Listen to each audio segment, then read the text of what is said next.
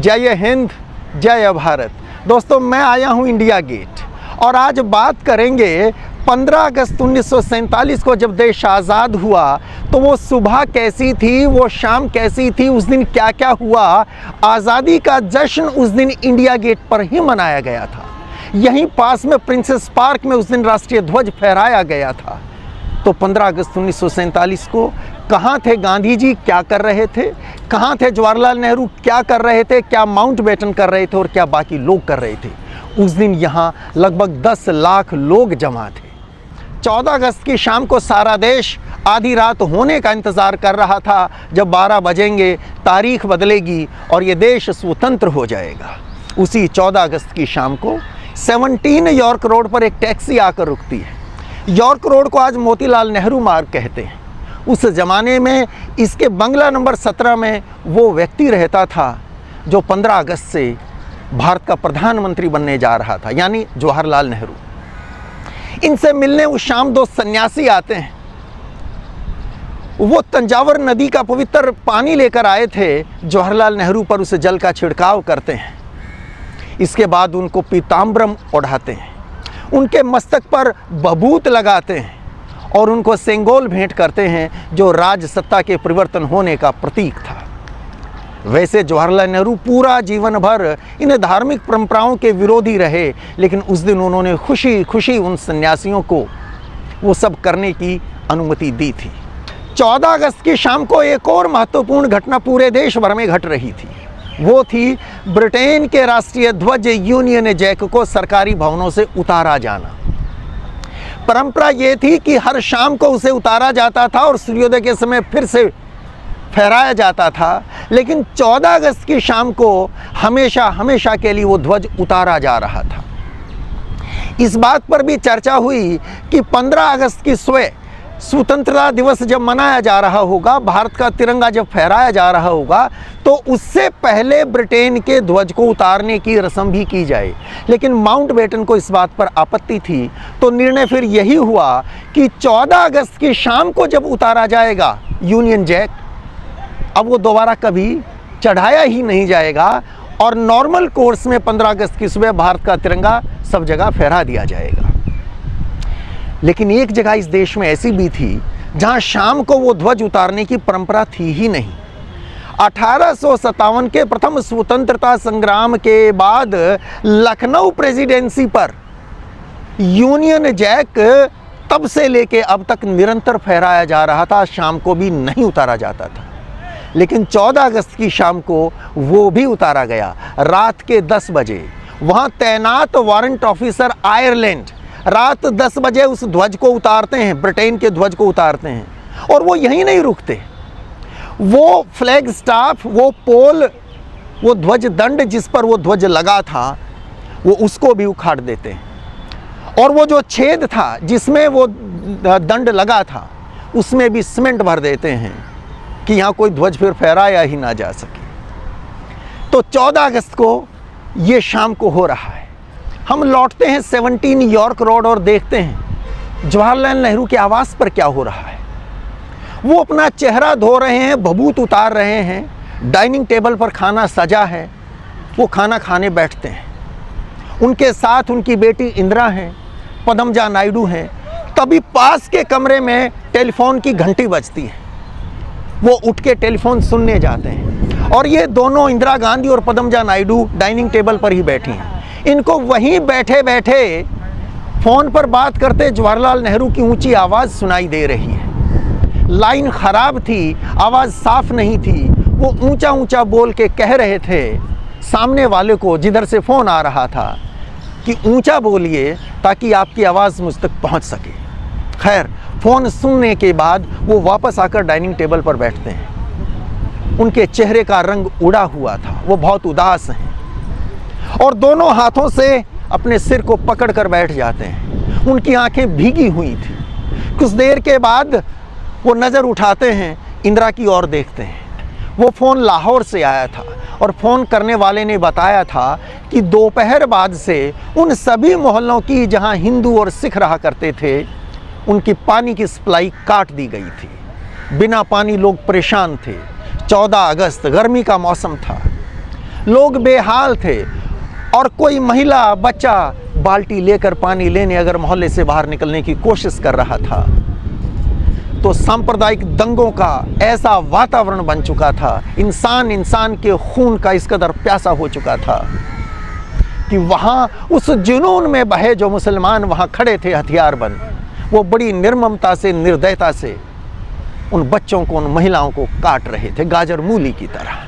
जवाहरलाल नेहरू फुसफुसाते हुए कहते हैं, आज रात संविधान सभा को मैं कैसे संबोधित करूंगा, मैं कैसे झूठ मूठ दिखाऊंगा कि मैं बहुत खुश हूं, आज देश आज़ाद हो रहा है। मैं कैसे बताऊंगा कि हमारा सुंदर शहर लाहौर आज जल रहा है। हिंदू और सिख मोहल्लों को आग लगा दी गई थी। 14 अगस्त की रात को 11 बजे संविधान सभा की बैठक शुरू होती है। मेरे पीछे पेड़ आप देख रहे हैं, इनके पीछे है संसद भवन। पुराने संसद भवन में संविधान सभा की बैठक होती थी सेंट्रल हॉल में। तो उस रात 11 बजे मीटिंग शुरू होती है। सबसे पहले सुचेता कृपलानी वंदे मातरम का गायन करती हैं। उसके बाद संविधान सभा के अध्यक्ष डॉक्टर राजेंद्र प्रसाद सभा को संबोधित करते हैं। वे गांधी जी के योगदान का स्मरण करते हैं, भारत की आज़ादी के संघर्ष को उन्होंने जिस तरह से लीड किया था। लेकिन उस रात गांधी जी दिल्ली में नहीं थे, गांधी जी थे कोलकाता में। वहाँ वर्ष 1946 में अगस्त के ही महीने में बड़े सांप्रदायिक दंगे हुए थे। मुस्लिम लीग ने कॉल दी थी डायरेक्ट एक्शन की 16 अगस्त 1946 को, और वहाँ सुहरावर्दी चीफ मिनिस्टर हुआ करते थे मुस्लिम लीग के ही, और उनके सहयोग से, उनके इशारे से, उनकी मदद से जिस तरह से वहाँ हिंदुओं का संहार किया उन्होंने 2 दिन, हालांकि बाद में हिंदुओं की तरफ से भी रिटेलिएशन हुआ और उस रिटेलिएशन में अगले 2 दिन बहुत सारे मुसलमान भी मारे गए थे। तो अब 14-15 अगस्त के दिन गांधी जी वहीं कोलकाता में हैं, एक जगह बेलिया घाट, वहाँ एक पुराना घर था हैदरी मंजिल, उसमें वो बैठे हैं और वही सुहरावर्दी उनके साथ बैठे हैं। और अब वो हिंदू और मुसलमानों के बीच सांप्रदायिक सौहार्द कैसे बन सके, उसके लिए वहाँ उस प्रयास में लगे थे। मैं गया था कुछ महीने पहले वहाँ पे और मैंने वीडियो भी रिकॉर्ड किया था, बट अनफॉर्चुनेटली ऑडियो रिकॉर्ड नहीं हो पाया और मुझे पता नहीं चला इस बात का। दिल्ली लौटने के बाद पता चला ऑडियो नहीं है, इसलिए वो वीडियो में अपलोड नहीं कर पाया। खैर, हम लौटते हैं संविधान सभा में। डॉक्टर राजेंद्र प्रसाद के बाद बारी थी जवाहरलाल नेहरू की। उनका वो प्रसिद्ध भाषण ट्राइस्ट विद डेस्टिनी उसी दिन दिया गया था। उन्होंने कहा था, वर्षों पहले हमने नियति से वायदा किया था, आज उस वायदे को निभाने का समय आ गया है। आधी रात के समय जब सारा विश्व सो रहा होगा, भारत जिंदगी और आज़ादी के साथ जागेगा। जवाहरलाल नेहरू के बाद बारी थी चौधरी खलीकुज़्ज़मा की। ये उत्तर प्रदेश से आते थे, मुस्लिम लीग के नेता थे। उस समय ये पाकिस्तान नहीं गए थे, बड़े कद्दावर नेता थे। मुस्लिम लीग के बहुत सारे लोग जो पाकिस्तान बनाने के लिए वोट कर रहे थे नहीं गए थे। ये खलीकुज़्ज़मा भी नहीं गए थे। बाद में तो खलीकुज़्ज़मा भी चले गए थे नवंबर 1947 में। वो चाहते थे कि भारत के संविधान में मुस्लिमों के लिए सेपरेट इलेक्टोरेट की व्यवस्था हो जाए, जैसी 1909 में अंग्रेज़ों ने की थी, और भारत के बंटवारे तक बात चली गई। ये बात जब उनकी नहीं मानी गई, दाल नहीं गली, तो वो पाकिस्तान चले गए।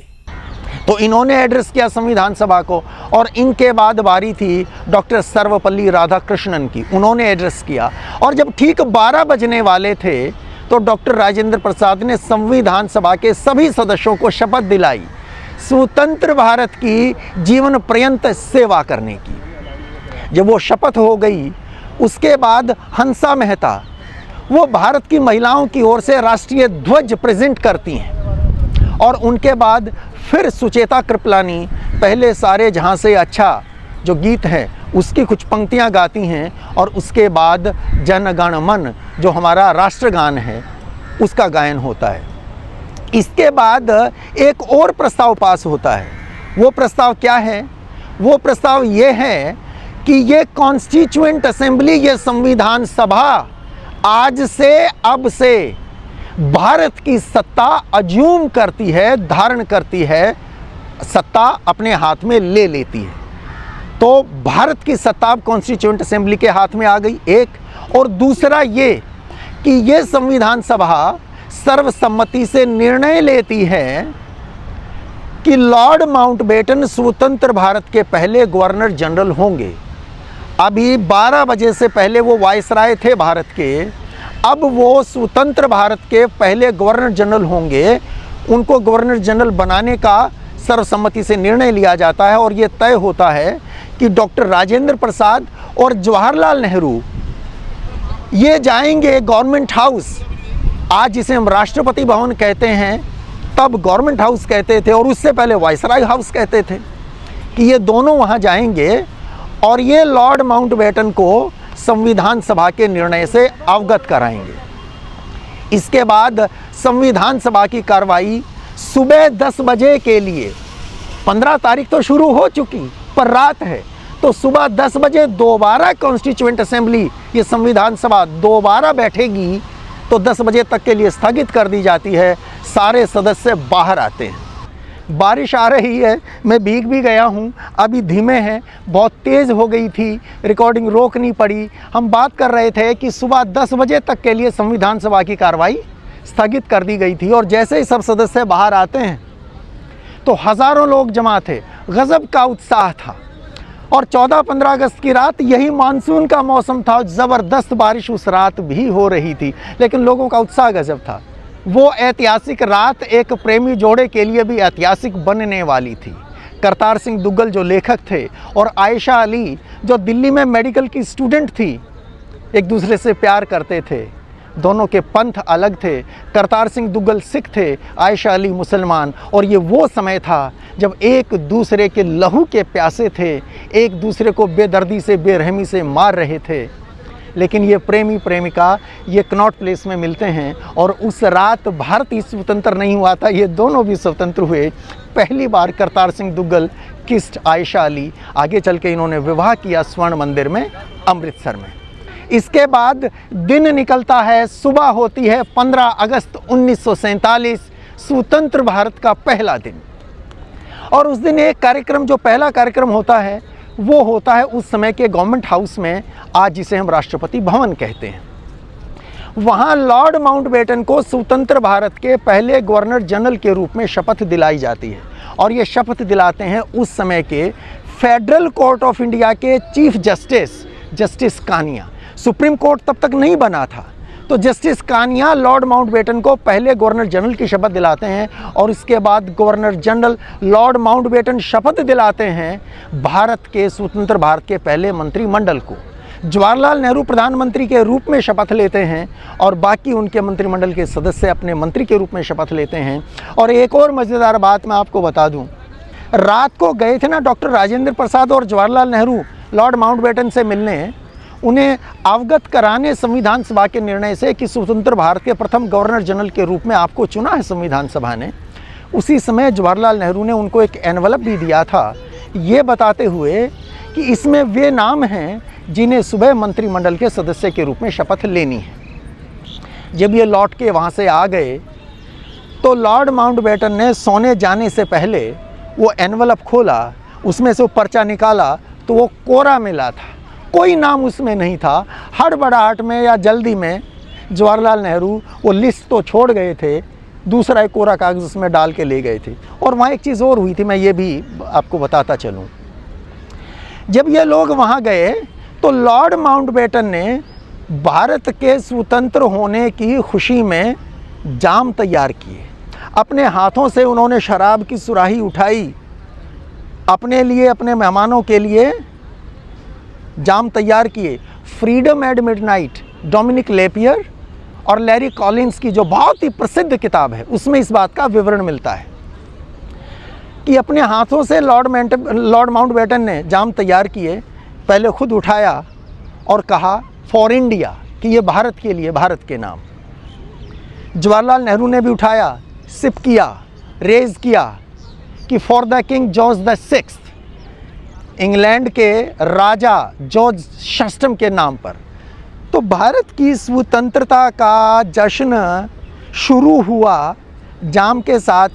मुझे थोड़ा सा अजीब लगा, हो सकता है इसमें कोई अजीब जैसी बात ना हो, ऐसा हो सकता है, मैं अपनी इथोस बता रहा हूँ कि मुझे थोड़ा सा अजीब लगा। और विशेष रूप से इसलिए कि हजारों हजारों लोगों के बलिदान से वो स्वतंत्रता आई थी। आज़ादी के उस हवन कुंड में कितने भगत सिंह, राजगुरु, सुखदेव, चंद्रशेखर आज़ाद, अशफाकुल्लाह, राम प्रसाद बिस्मिल, करतार सिंह सराभा, खुदीराम बोस, प्रफुल्ल चाकी, बाघा जतिन, सूर्य सेन, कितनों के नाम लूं, स्वयं को उन्होंने उस हवन कुंड की संविधा बनाकर जला डाला था। क्या आज़ादी का जश्न जाम के साथ शुरू होना सही था? मुझे थोड़ा सा अजीब लगा। हो सकता है अजीब जैसी कोई बात ना हो। और एक बात यूं भी देखें, ये तो गांधी जी के अनुयायी थे और गांधी जी तो कहते थे कि शराब शरीर और आत्मा दोनों का विनाश करती है। तो फिर शराब की जगह कुछ और हो सकता था, एप्पल जूस उठा सकते थे। बहरहाल अब शपथ ग्रहण हो चुका। इसके बाद माउंटबेटन गवर्नर जनरल बन चुके और वो अपनी शाही बग्गी में सवार होके अब गवर्नमेंट हाउस से जाते हैं, संविधान सभा को एड्रेस करते हैं। और वहाँ संविधान सभा को एड्रेस करते हुए वो कहते हैं, अब से आज से मैं भारत का आपका कॉन्स्टिट्यूशनल गवर्नर जनरल हूँ, संवैधानिक गवर्नर जनरल हूँ। अब से आप मुझे अपने में से ही एक व्यक्ति समझें, अलग ना समझें। एक ऐसा व्यक्ति जो अब से भारत के हितों को ही आगे बढ़ाने के लिए अपना काम करेगा, एक ऐसे व्यक्ति के रूप में मुझे देखें। वो भी हो गया। अब था झंडा फहराने का। 15 अगस्त को भारतीय तिरंगे को फहराया जाना था और वो कहाँ फहराया गया? वो लाल किले पर नहीं फहराया गया था, जैसा अब होता है ना, हर वर्ष 15 अगस्त को प्रधानमंत्री लाल किला पहुँचते हैं, सुबह वहाँ ध्वजारोहण होता है। उस दिन लाल किले पर नहीं हुआ था, वो यहीं इंडिया गेट के पीछे इधर एक जगह है प्रिंसेस पार्क, तब पार्क हुआ करता था। वहाँ पार्क नहीं है, अब तो वहाँ पे डिफेंस फोर्सेस के क्वार्टर्स हैं, अब वो जगह नहीं बची। वहाँ पे ध्वजारोहण उस दिन हुआ था, वो ध्वजारोहण होना था। और कैसा जुनून था, कैसा जोश था, देश भर का वातावरण कैसा था। दिल्ली के आसपास के गांव से 10-10, 20-20 मील दूर गांव से लोग दिल्ली की ओर भागे चले आ रहे थे सुबह से ही। सरकार का अनुमान था कि लगभग 30,000 लोग इकट्ठा होंगे उस कार्यक्रम में, लेकिन सारे अनुमान इनके गलत पड़ गए। लगभग 10 लाख लोग इकट्ठा हो गए थे। कोई पैदल आ रहा था, कोई साइकिल पर आ रहा था, कोई बैलगाड़ी से, कोई ऊंट गाड़ी से, कोई ट्रक से, कोई मोटर से, कोई कार से, और किसी को रेलगाड़ी का भी रूट अगर हो तो वो उससे भी आ रहा था। गजब की भीड़ थी। और भीड़ का अनुमान इससे लगाइए,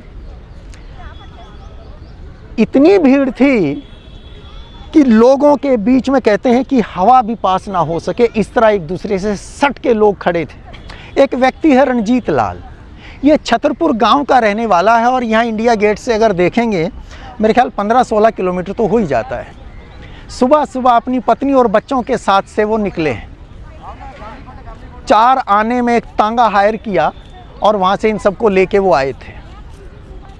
गरीब व्यक्ति हैं, लेकिन जोश इतना है, चाव इतना है कि भारत की स्वतंत्रता की उस पहली सुबह के उस पहले दिन का साक्षी बनना है। वो सब यहाँ उस भीड़ में आए हुए हैं। भूख लगी है, जोर की भूख लगी है, दोपहर ढल चुकी, घर से रोटी लेके आए थे, लेकिन भीड़ इतनी, चारों तरफ सटके ऐसे लोग ठूस के जैसे भर दिया हो किसी ने। बाजू नहीं हिल पा रहे हैं। जो रोटी लेके आए थे साथ में निकाल के खा नहीं सकते, रोटियां हैं पर खा नहीं पाए, इतनी भीड़ है। एक और घटना का पता चलता है अपने को, फ्रीडम एट मिडनाइट में इस बात का भी विवरण है कि सैकड़ों महिलाएं तो ऐसी थी, दूध पीते बच्चों को साथ लेके आई थी। आज तो इतनी भीड़ में शायद छोटे बच्चे को लेकर कोई नहीं जाएगा, लेकिन वो आलम सोचे ना जी, आज तो सोशल मीडिया का ज़माना है, घर में बैठ के हम सब देख लेते हैं। उस ज़माने में कैसे, बस पता है कि आज भारत स्वतंत्र हो रहा है और वो स्वतंत्रता साधारण बात नहीं है ना, वो ऐतिहासिक पल है सबके लिए। तो सब तरह के लोग यहाँ पे आए हुए थे। उसमें कोई ऊंचा था ना कोई नीचा था, कोई ये जाति ना वो जाति, ये पंथ ना वो पंथ। तो सैकड़ों महिलाएं तो अपने दूध पीते बच्चों को लेके आई हुई हैं और भीड़ इतनी है। अब डर है कि इस भीड़ में कहीं बच्चा ही ना कुचला जाए। तो फ्रीडम एट मिडनाइट में डोमिनिक लैरी कॉलिंस लिखते हैं कि सैकड़ों महिलाएं तो अपने बच्चों को हवा में उछाल रही थी, और जब बच्चा नीचे आता पकड़ लेती और फिर उछाल देती। और कहते हैं कि पामेला जो लॉर्ड माउंटबेटन की बेटी हैं, 17 साल की बेटी हैं, वो भी आई हुई हैं। पामेला कहती हैं, oh my God, it's raining children. आसमान से बारिश में पानी नहीं, जैसे बच्चों की बारिश हो रही थी। अब बात पामेला की करें, 17 साल की लड़की है। 2 सिक्योरिटी गार्ड्स के साथ वो यहाँ तक आ तो गई, पर भीड़ इतनी है कि अब मंच तक नहीं जा पा रही। वो लकड़ी का बना मंच था, प्लेटफॉर्म था, उसके बीच में जो भीड़ है, ऐसे ठूस ठूस के एक दूसरे के साथ सट के लोग बैठे हैं कि कोई जगह नहीं है जाने के लिए। और वहाँ उस प्लेटफॉर्म के ऊपर जवाहरलाल नेहरू खड़े हैं। दूर से निगाह पड़ती है कि अरे वो तो पामेला है। वो वहीं से चिल्लाते हैं, आ जाओ, लोगों के ऊपर से ही आ जाओ। पामेला कहती है कि मैंने तो हाई हील्स पहन रखे हैं। जवाहरलाल नेहरू फिर से ऊंची आवाज़ चिल्ला के कहते हैं, कोई बात नहीं, तुम इनको निकालो और आ जाओ। कहती, पर लोगों के ऊपर से कैसे आऊं? नेहरू फिर कहते हैं, पागल लड़की, अपने हाई हील्स हाथ में लो और लोगों के ऊपर पैर रखते हुए आ जाओ, इनको बुरा नहीं लगेगा। और वो वही करती है। लोगों के बने हुए कालीन इतनी नज़दीक एक दूसरे के हैं कि जैसे कारपेट ही बिछा दिया गया हो। अब लोगों के ऊपर पांव रखती हुई पामेला आगे बढ़ रही है। पैर कांप रहे हैं, लेकिन लोग मदद कर रहे हैं कि वो गिरे ना, और लोगों के ऊपर से होती हुई वो मंच तक पहुंच जाती है।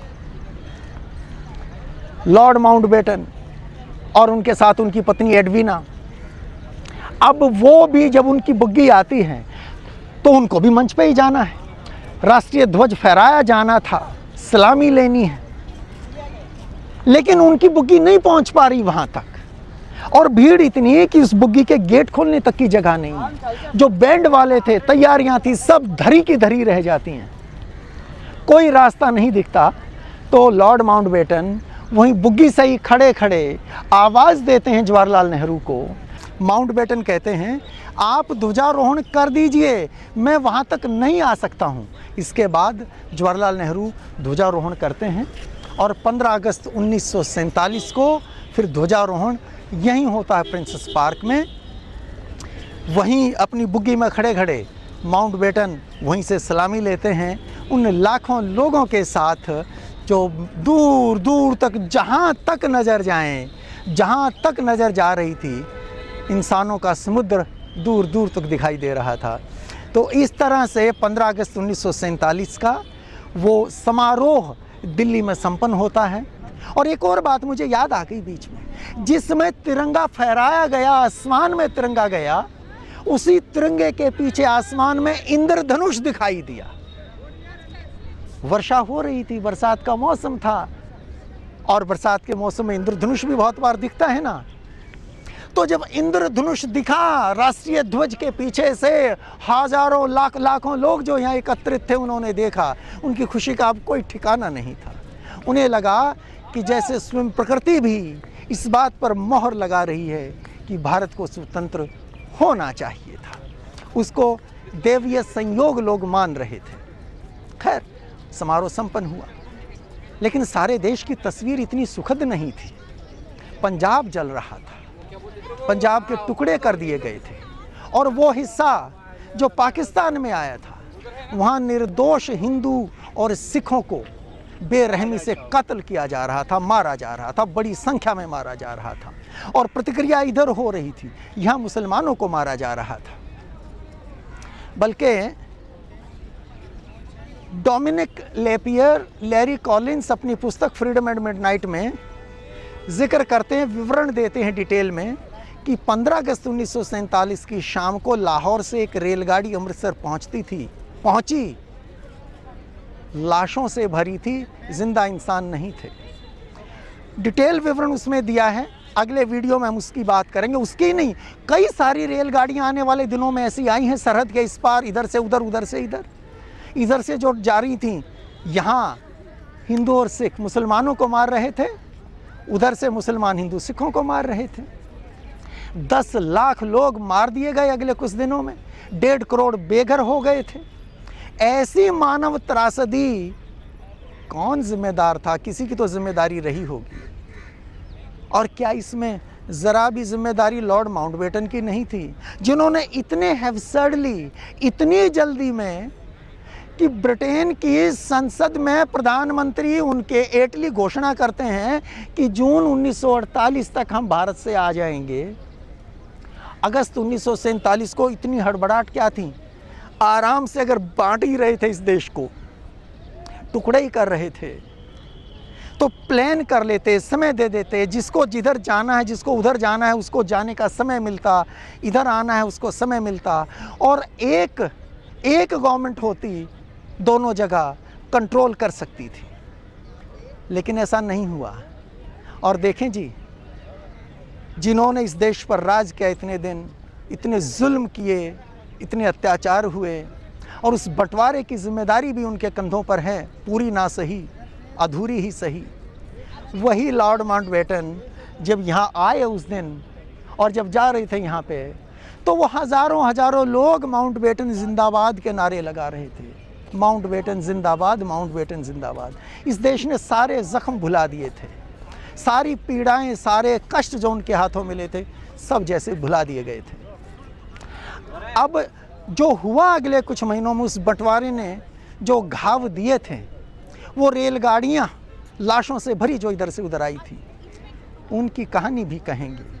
आज ये वीडियो लंबा हो जाएगा, यही बात को समाप्त करते हैं।